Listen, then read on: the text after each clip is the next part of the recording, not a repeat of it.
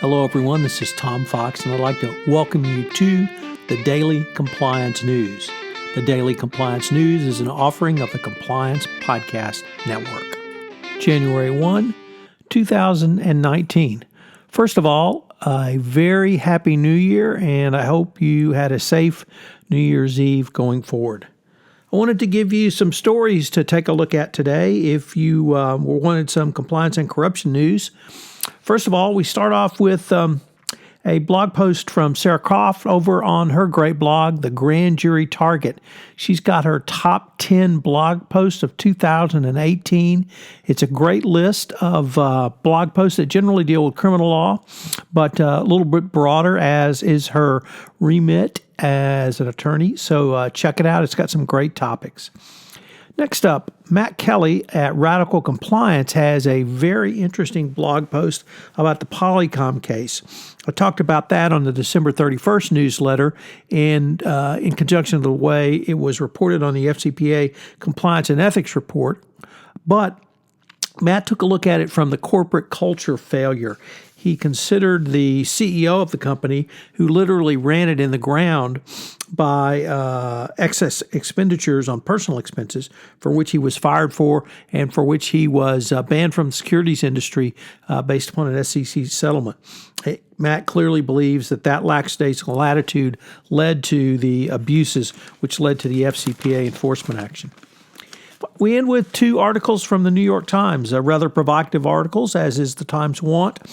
The first one is an article which takes a look at the data abuse by Facebook and other U.S. tech companies and whether the Federal Trade Commission will ever actually do anything. Certainly, we've had consent decrees where the FTC spanked or at least gave hand slaps, but the FTC has really not done anything around this. Cambridge Analytica is a great case, and given the how it contrasts with GDPR and the robust enforcement by European regulators, you have to wonder if the FTC will actually ever do anything. And it's a great article. And then finally, on December 31st, when you are on the front page of the New York Times asking a question of whether a PowerPoint presentation you made to a client was actual knowledge of bribery, whether it fostered bribery or it just tangles you up in bribery, you know it's never going to be a good news day for you, and your PR department better work overtime.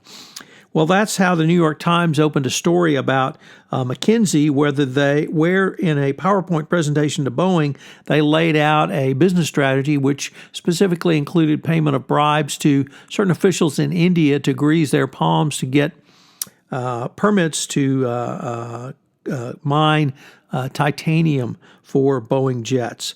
It's a fascinating story. It's much broader than that.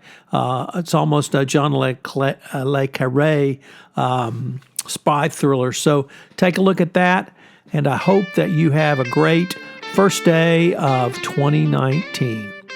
As I have previously announced, I'm going to continue the daily compliance news each day going forward into 2019. So if there's something you'd like me to take a look at, please feel free to send it to me at tfox@tfoxlaw.com. Thank you. Also, I hope you will check out some of the new offerings on the Compliance Podcast Network. Jay Rosen and myself have started a new podcast series, Popcorn and Compliance, a look at compliance through the lens of the movies, that premiered Saturday, December 8th. And we'll post bi-monthly on Saturday for your entertainment and enjoyment listening pleasure. Finally, Mary Shirley and Lisa Fine have premiered their new podcast, Great Women on Compliance. I hope you will check that out. It's a great podcast series. We have several other offerings that we are in production and will go live after the first of the year on the Compliance Podcast Network.